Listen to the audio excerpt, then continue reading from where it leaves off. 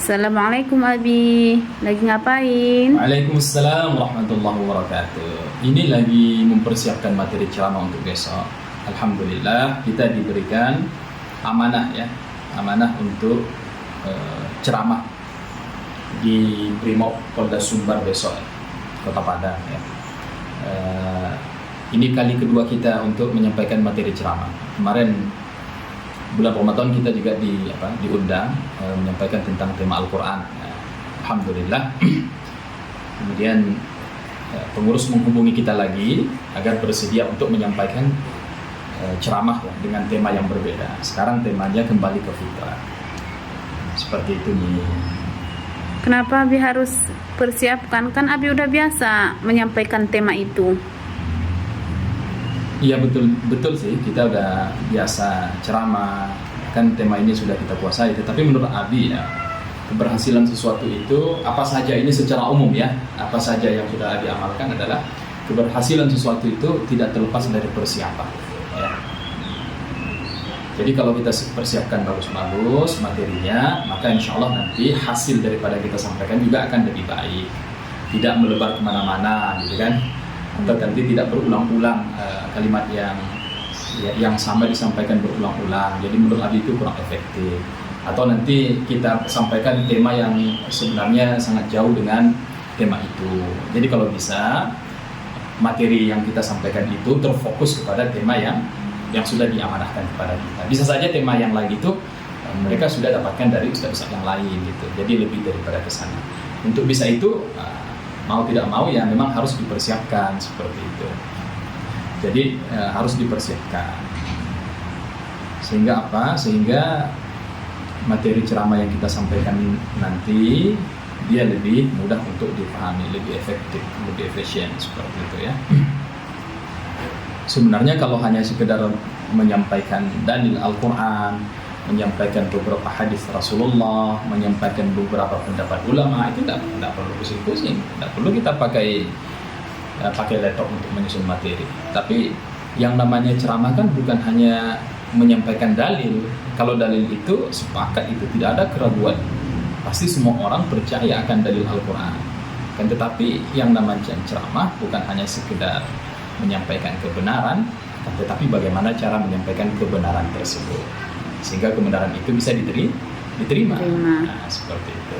Bagaimana cara kita nanti membahasakannya? Kan tidak semua orang baca Al-Quran, kan?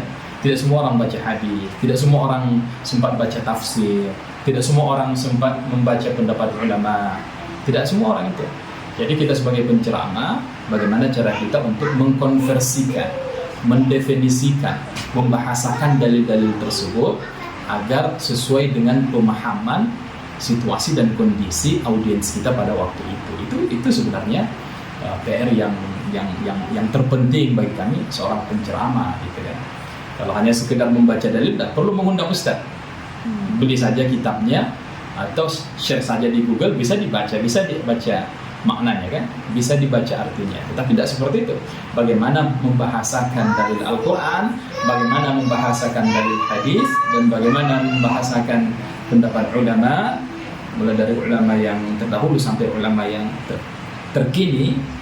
Nah, kemudian agar bahasa itu mudah untuk difahami oleh audiens kita, itu yang menjadi PR dan perlu dipersiapkan menurut Abi seperti itu. Seperti yang sering Abi katakan kan, sebenarnya kita ini tidak ada bedanya dengan sales. Nah, sales itu sebelum mereka menyampaikan barangnya kan mereka perlu mempelajari produknya kan. Yeah. Kalau tidak seperti itu, bagaimana mereka nanti bisa menawarkan produk ini ke orang lain? Sementara dia sendiri saja tidak paham apa produknya ya. Kemudian tidak sampai situ, sales itu kalau kita lihat mereka pakai baju yang lusuh atau pakai baju yang rapi. Baju yang rapi ya. Nah, terkadang kita kira mereka itu seperti pegawai kantor, padahal mereka sales gitu kan. Nah, demikian mereka menghargai profesi mereka.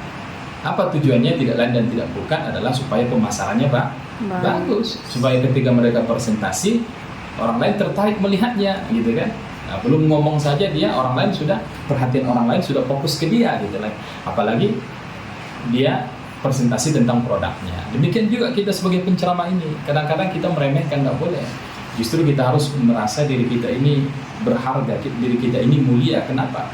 Karena kita dipilih Allah untuk menyampaikan nasihat-nasihat agamanya. Maka perlu, tidak boleh menurut Abi ya, tidak boleh dalam ceramah itu biasa-biasa saja, tidak boleh. Tidak boleh dalam berceramah itu kita berpenampilan biasa-biasa saja. Dalam artian positif ya, tidak perlu juga kita seperti artis gitu. Tidak, tetapi apa yang bisa kita miliki, kita lakukan yang terbaik.